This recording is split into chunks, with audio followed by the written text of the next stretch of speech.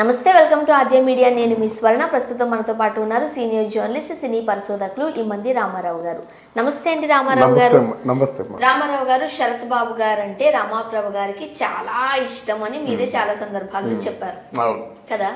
అయితే మరి ఇప్పుడు శరత్ బాబు గారు ఇక్కడ లేరు అనే వార్త వినేసరికి రామాప్రభ గారి రియాక్షన్ ఏంటి? అంత నవ్వారేంటి? లేదు అంటే నాకు బాగా మరి అంటే నాకు ఆవిడ she's more than my sister, she's more than my mother. అంత గొప్ప అనుబంధం ఉంది కనుక అంటే ఆవిడ అమాయకురాలు అండి, చాలా అమాయకురాలు. శరత్ బాబు లేడు అనగానే ఏడ్చేస్తుంది. తర్వాత నాకెందుకు బాధ, ఎందుకు ఏడవాలి, అసలు నా చేత ఏడిపించే శక్తి ఏమిటి, ప్రకృతి అని మరి వేదంతో మొదలు పెడుతుంది.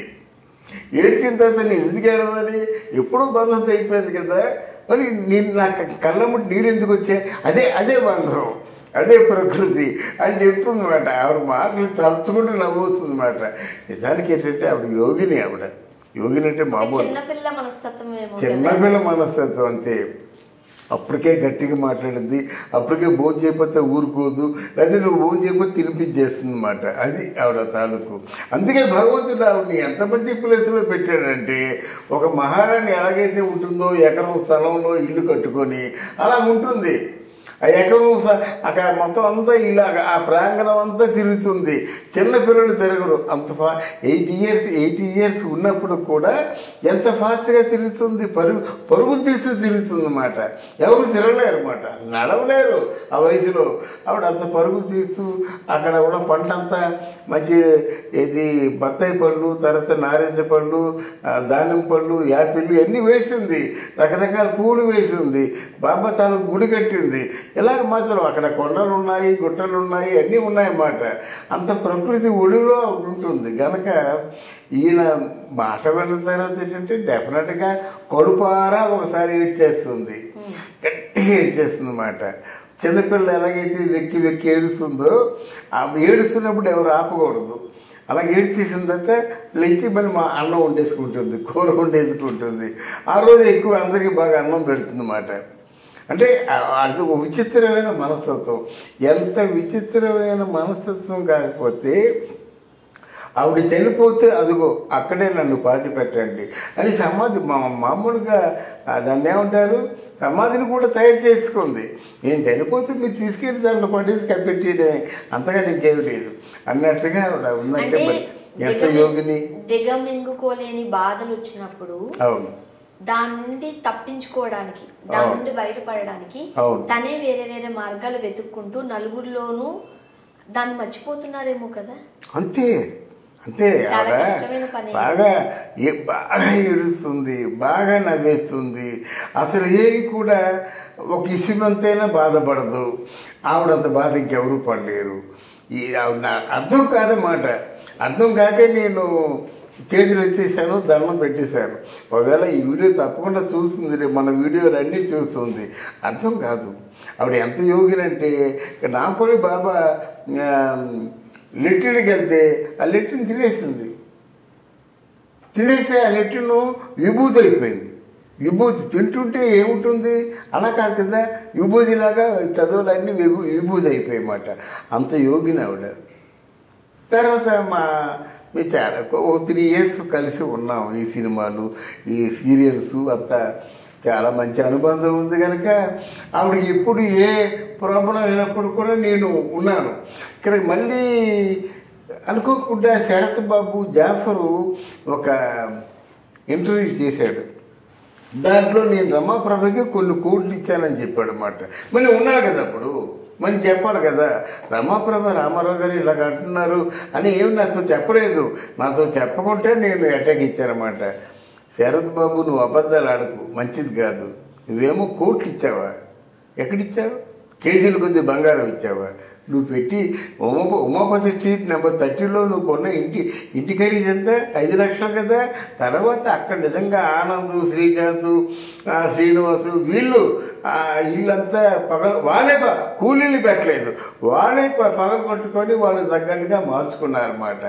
అది వాళ్ళు చేసింది. నువ్వేం డబ్బులు ఇవ్వద్దు, ఒక ఆడబిడ్డ మీద అబద్ధాలు ఆడడం మంచిది కాదని నేను అప్పుడు సుమన్ టీవీలో ఉంటుండగా చెప్పానమాట. చాలామంది ఆయన రమాప్రభ కూడా నీకు ఎలా నేను నా రుణం తీసుకుంటానని మన ఎస్పీకి వచ్చింది చెప్పి ఆయన తాలూకు బాధలని చెప్పుకుందన్నమాట. ఈరోజు ఏంటంటే ఇప్పుడు జరిగినటువంటి ఈ స్థితిని ఆ రోజే ఊహించింది. ఏది మీతో రాదు, మీరు తీసుకుపోతారా నేను తీసుకుపోతానా, ఎవరూ తీసుకుపోలేము, మన తాలూకు మంచి చెడు రెండే మిగిలిపోతాయి. ఈ మాటలు అప్పుడే చెప్పింది. ఇప్పుడు కొత్తగా చెప్పే మాటలు ఏముంది, ఏమి లేదు. నిన్న మధ్యాహ్నం ఇలాగ చనిపోతున్నాడని చెప్పినప్పుడు ఫోన్ చేశా. ఆనంద్ ఉన్నాడు, మా రమాప్రభ చిన్న తమ్ముడు ఉన్నాడు. ఏమయ్యా ఇలా ఉందంటే ఇప్పుడే చాము ఫోన్ చేసేది ఇంకా చచ్చిపోలేదని చెప్పాడనమాట. తర్వాత ఒక 5 నిమిషాలు 10 నిమిషాల తర్వాత మన ఆనంద్ ఫోన్ చేసి లేదు సార్ చచ్చిపోయాడు అని చెప్పాడన్నమాట. అయితే అక్కడ కూడా హడావుడు ఉంటుంది కదా, ఎత్తైన భర్త కదమ్మా, 14 సంవత్సరాలు అల్లారు ముద్దుగా ఎంతో అపురూపంగా కాపురం చేశారు కదా. ఒక బొమ్మని తీసుకొస్తాను చూసారా, అలా బొమ్మను తీసుకొచ్చి ఆయనకి మంచి టీషర్ట్లు, మంచి టేస్ట్ ఉంది రమాప్రభకి. అవును, శరత్ బాబు గారు వేసుకునే ఆ కాస్ట్యూమ్స్ అన్ని కూడా రమాప్రభ గారే దగ్గరుండి సెలెక్ట్ చేసేవారట కదా. అవునవును, ఆ కొనేది మాట, ఆ కొనేది మంచి టీషర్ట్లు, మంచి బట్టలు, మంచి కాస్ట్యూమ్స్ అని కొనేది ఒక గాజు బొమ్మలాగా చూసుకుందన్నమాట. అది చెప్పా కదా, ఆడవాళ్ళలో ఒక మంచి నవల కూడా రాయొచ్చు. ఆవిడేంటంటే ఆ ప్రేమంతా తనకే దక్కాలని. మరి ఆవిడ్ని మనం నేను ప్రేమించాను, ఆయన నన్ను ప్రేమించాడు, నాకు ఆయన ప్రేమంతా నాకే దక్కాలి. ఎంతమందితో గొడవ పడింది, అప్పుడు వాణిశ్రీతో గొడవ పడింది ఎవరు తెలియదు.